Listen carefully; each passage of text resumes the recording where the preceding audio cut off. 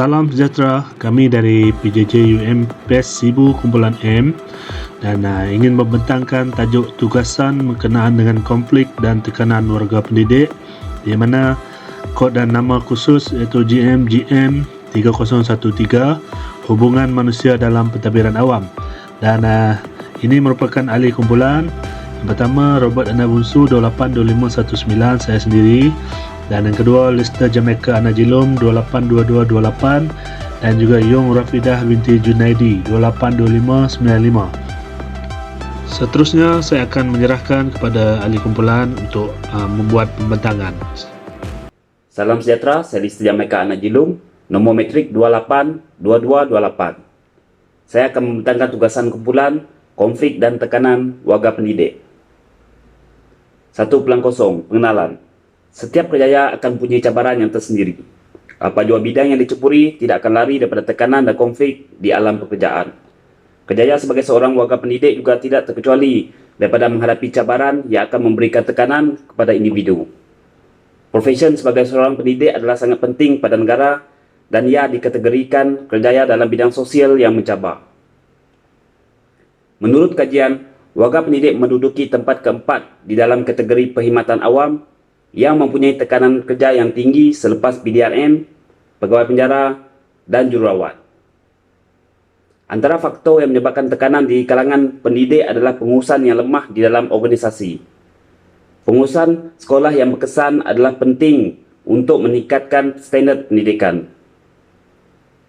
Di Malaysia dianggarkan kira-kira 1,5 jam daripada 8 jam sehari bekerja ditumpukan untuk menyelesaikan konflik di dalam organisasi. Faktor lain yang menyebabkan konflik dalam kerjaya perguruan ialah reformasi pendidikan negara yang sentiasa berubah-ubah dan seterusnya memberikan tekanan pada para guru. 2.0 Analisis dan perbincangan. Institusi pendidikan negara memerlukan tenaga kerja yang berkualiti bagi mencapai matlamat pendidikan dan mendidik anak bangsa demi masa depan negara yang cemerlang. Masalah disiplin pelajar, pihak pengurusan sekolah, keluarga dan sebagainya akan menimbulkan konflik dan seterusnya memberikan tekanan pada para guru.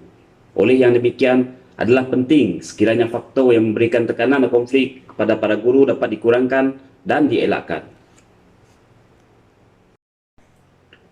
2.1 Kerjaya perguruan. Kerjaya sebagai seorang guru mempunyai tanggungjawab yang berat kerana yang menggalas saranan kerajaan untuk melahirkan modal insan yang cemerlang demi kepentingan negara.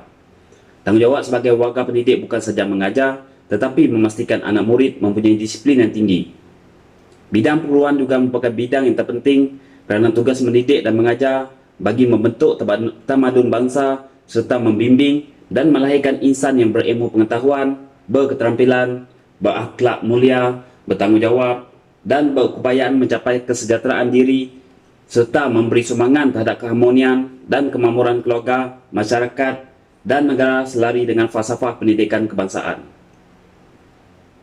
Kerajaan sentiasa menyelesaikan supaya bidang pendidikan perlu melakukan perubahan seiring dengan peredaran zaman dan sentiasa berusaha untuk berada di hadapan bagi meningkatkan kualiti pendidikan.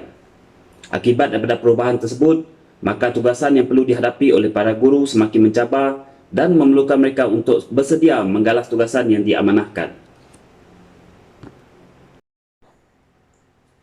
2.2 Konflik. Di dalam setiap organisasi, konflik pasti akan berlaku.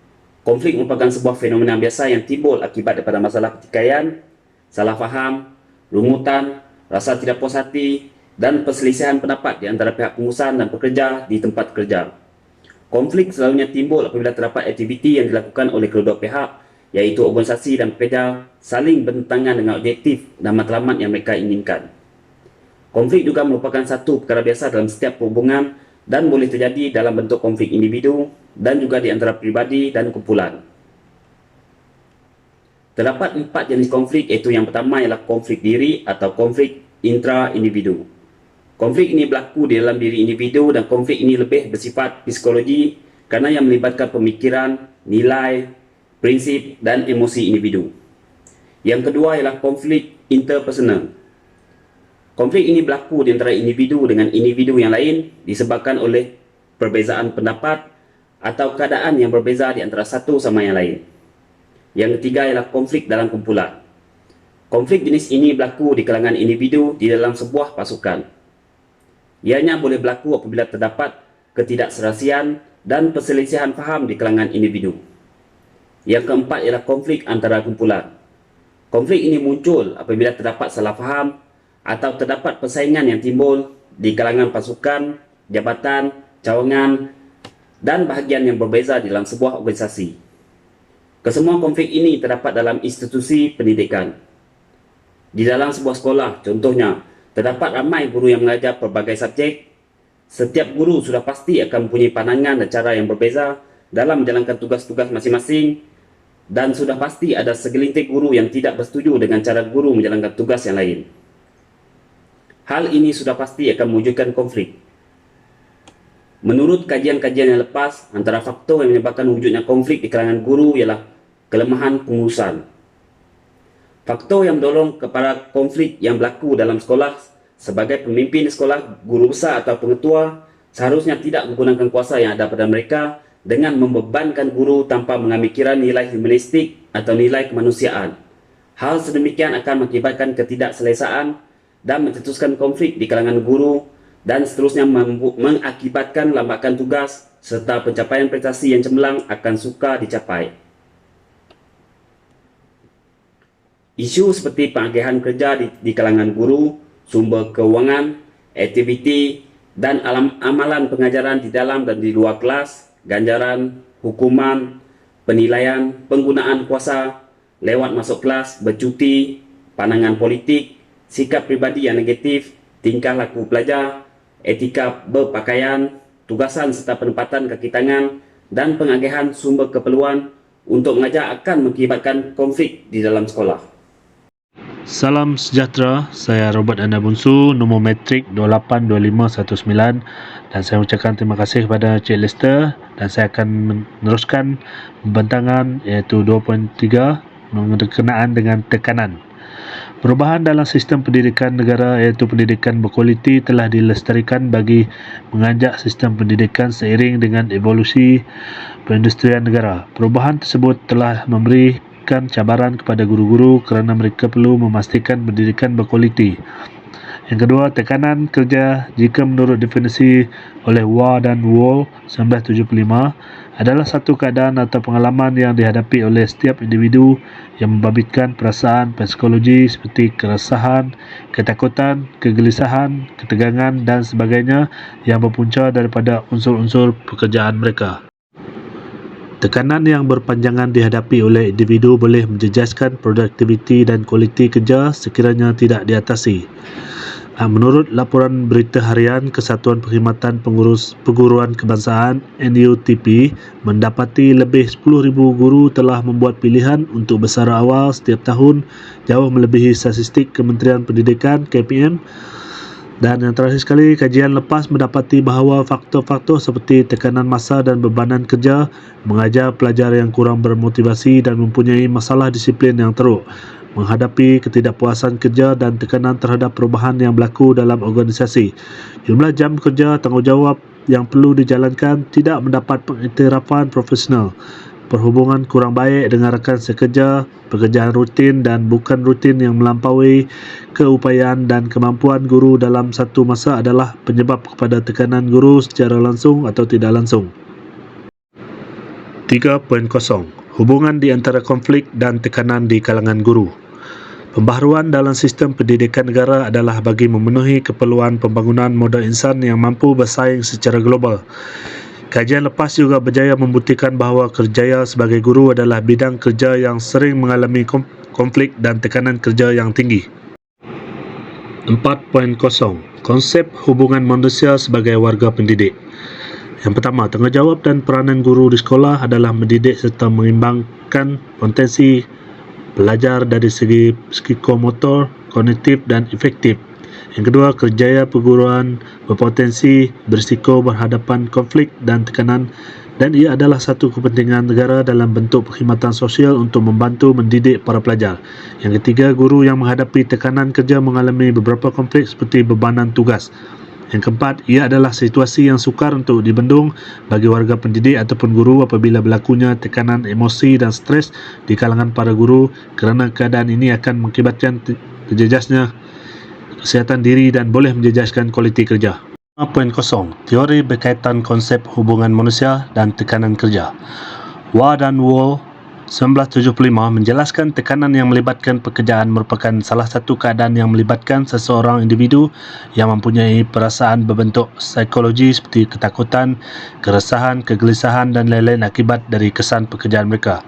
Tekanan yang berlaku dalam sebuah organisasi di mana ia meliputi tekanan kehidupan mengikut perubahan dengan pengalaman yang kurang disenangi terhadap seorang individu melalui pelbagai aspek yang berkaitan seperti tugas dan tanggungjawab, keperluan fizikal, peranan dan kemahuan interpersonal dalam sebuah organisasi.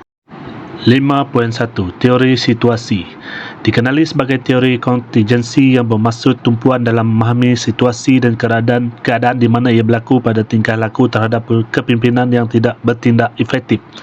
Yang kedua, teori ini adalah penentu kepada kepimpinan melalui keadaan situasi, tugas, orang sekeliling, organisasi dan pemboleh ubah dalam persekitaran. Prinsip asas untuk meneliti keberkesanan kepimpinan melalui konteks yang khusus. 5.2. Teori situasi Hershey-Bellingcat. Teori situasi Hershey-Bellingcat yang lebih dikenali teori kitaran hayat digunakan dalam pembangunan kepimpinan dan latihan. Teori ini bertindak mengikut keperluan situasi untuk mengubah gaya kepimpinan. 5.3. Teori sifat. Teori ini dikenali sebagai The Gradement Theory. Tingkah laku pemikir psikologi yang berpandangan bahawa sifat kepimpinan tidak lahir sepenuhnya tetapi boleh juga dicapai melalui pendidikan dan pengalaman. Ciri-ciri ini termasuk sifat fizikal, sifat mental dan personality. 6.0. Kesan kepada individu. Dua bentuk tekanan iaitu eustress yang berkaitan dengan tekanan yang bertindak secara positif dan distress iaitu tekanan yang bertindak secara negatif. Kesan ke atas proses pemikiran dan fizikal maupun emosi dan memberi impak yang buruk kepada individu kerana seseorang individu ada kalanya memerlukan tekanan untuk membantu merangsang aktiviti harian. 7.0. Kesan kepada organisasi. Beban tugas yang berat dan banyak dalam pekerjaan terutamanya yang melibatkan guru memberi kesan negatif bukan sahaja terhadap pekerja malah kepada organisasi itu sendiri. Guru tiada masa yang cukup untuk bersama masyarakat setempat dan kemungkinan mereka akan menyelesaikan masalah tersebut di sekolah dan sekaligus menyebabkan situasi tersebut akan mengganggu komitmen guru dengan tugas hakiki mereka di sekolah. Seterusnya, alternatif yang boleh memperbaiki keadaan kes. Yang pertama adalah mewujudkan ruang masa yang banyak supaya para guru tidak tertekan dan sentiasa berasa gembira. Yang kedua adalah aspek peningkatan kemahiran yang baru iaitu insentif dan latihan perlu diberi penekanan agar para guru dapat meningkatkan keupayaan mereka selaras dengan perkembangan zaman. Mengkaji semula bebanan tugas guru. Memperbaiki strategi-strategi untuk membantu para guru untuk bekerja mengikut tugas hakiki sebagai seorang guru iaitu hanya memberi sepenuh perhatian untuk mengajar. Penambahan bilangan guru perlu diambil kira sejajar dengan kapasiti pelajar dalam sesebuah bilik darjah. Pengambilan kaki tangan dalam sektor pertanian yang perlu ditambah supaya tugas hakiki para guru tidak diganggu dan guru boleh memberi sepenuh perhatian kepada tugas teras mereka iaitu mengajar. Kaunselor yang dilantik khas bertindak sebagai guru kaunseling dan guru disiplin, manakala dalam bidang sukan diserahkan pada guru yang profesional dalam bidang sukan. Kemudahan mengajar yang disediakan dengan baik dan lengkap, imbuhan yang lebih tinggi seperti kenaikan pangkat atas pencapaian dalam meningkatkan usaha kerja, persekitaran di tempat kerja dan prestasi kerja yang merupakan dua perkara yang penting dan berkait rapat dan mempengaruhi antara satu sama lain. Kerana adanya suasana yang selesa, ia adalah setaraf dengan pegawai yang berstatus profesional dalam kumpulan pengurusan. Seterusnya, pemberian intensif adalah satu faktor yang boleh membantu untuk mengekalkan kualiti kerja. Dan yang terakhir sekali adalah teknik menenangkan diri didedahkan kepada para guru untuk mengurangkan tekanan yang dihadapi sepanjang menjadi warga pendidik iaitu Progressive Muscle Relaxation atau lebih dikenali sebagai teknik pengenduran otot-otot secara progresif yang dicipta oleh Dr. Edmund Jacobson pada tahun 1902. Cadangan untuk membantu mengurangkan tekanan sebagai warga pendidik. Setiap warga pendidik atau guru perlu berganding bahu dalam melakukan penerokaan terhadap faktor penyumbang dengan lebih proaktif. Merancang pelbagai program intervensi dalam membantu menangani setiap masalah yang berlaku. Membuat beberapa strategi sokongan bagi mengatasi tekanan emosi yang mereka hadapi sebagai konsep dan cadangan kepada guru-guru. Sebagai contohnya, strategi sokongan seperti mencapai kompetensi, mencabar pemikiran negatif, memperbaharui amalan dan mengukuhkan keraguan. Mengadakan bengkel mengawal tekanan psikologikal agar guru dapat mengawal tekanan dengan pelbagai teknik asas. Program intervensi untuk mengatasi masalah yang berkaitan dengan teori proses perubahan Fulan pada tahun 2015, ia adalah satu proses dalam mengatasi masalah guru-guru dengan mengadakan beberapa bengkel yang bersesuaian dengan perubahan dan perancangan. Kementerian Pendidikan Malaysia hingga Kejabatan Pendidikan perlu berusaha untuk merangka beberapa latihan yang bersesuaian dari peringkat awal bagi membantu mengawal tekanan emosi dan stres para guru. Sokongan daripada rakan sekerja juga menjamin hubungan yang baik dan keperluan bimbingan daripada guru yang lebih banyak pengalaman demi menjaga kepentingan pelajar.